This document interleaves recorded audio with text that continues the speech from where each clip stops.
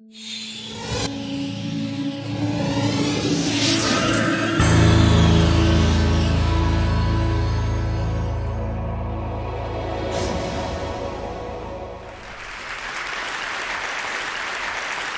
are losing our listening.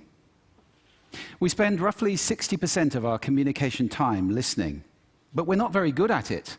We retain just 25% of what we hear. Now, not you, not this talk, but that is generally true. Let's define listening as making meaning from sound. It's a mental process, and it's a process of extraction. We use some pretty cool techniques to do this. One of them is pattern recognition. So in a cocktail party like this, if I say, David, Sarah, pay attention, some of you just sat up. We recognize patterns to distinguish noise from signal, and especially our name. Differencing is another technique we use. If I left this pink noise on for more than a couple of minutes, you would literally cease to hear it. We listen to differences, we discount sounds that remain the same. And then there is a whole range of filters. These filters take us from all sound down to what we pay attention to. Most people are entirely unconscious of these filters, but they actually create our reality in a way because they tell us what we're paying attention to right now. I'll give you one example of that. Intention is very important in sound, in listening. When I married my wife, I promised her that I would listen to her every day as if for the first time. Now that's something I fall short of on a daily basis. But it's a great intention to have in a relationship. But that's not all. Sound places us in space and in time. If you close your eyes right now in this room, you're aware of the size of the room from the reverberation and the bouncing of the sound off the surfaces. And you're aware of how many people are around you because of the micro noises you're receiving. And sound places us in time as well, because sound always has time embedded in it. In fact, I would suggest that our listening is the main way that we experience the flow of time from past to future. So, sonority is time and meaning, a great quote. I said at the beginning, we're losing our listening. Why did I say that? Well, there are a lot of reasons for this. First of all, we invented ways of recording. First, writing, then audio recording, and now video recording as well. The premium on accurate and careful listening has simply disappeared. Secondly, the world is now so noisy, with this cacophony going on visually and auditorily, it's just hard to listen. It's tiring to listen. Many people take refuge in headphones, but they turn big public spaces like this, shared soundscapes, into millions of tiny little personal sound bubbles. In this scenario, nobody's listening to anybody. We're becoming impatient. We don't want oratory anymore, we want sound bites. And the art of conversation is being replaced, dangerously, I think, by personal broadcasting. I don't know how much listening there is in this conversation, which is sadly very common, especially in the UK. We're becoming desensitized. Our media have to scream at us with these kind of headlines in order to get our attention. And that means it's harder for us to pay attention to the quiet, the subtle, the understated. This is a serious problem that we're losing our listening. This is not trivial.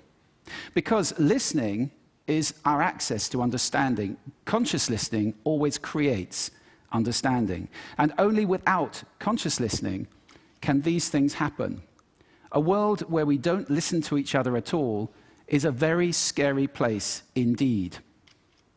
So I'd like to share with you 5 simple exercises, tools you can take away with you to improve your own conscious listening. Would you like that? Good. The first one is silence. Just 3 minutes a day of silence is a wonderful exercise to reset your ears and to recalibrate so that you can hear the quiet again. If you can't get absolute silence, go for quiet. That's absolutely fine. Second, I call this the mixer.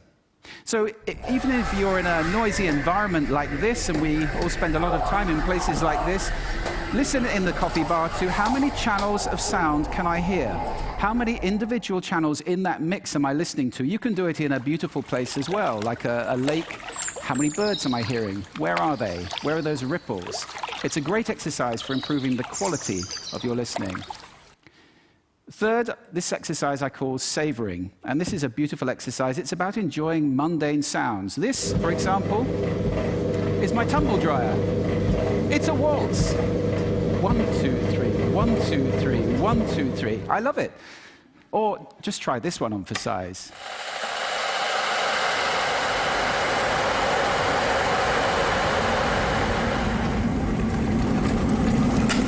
Wow!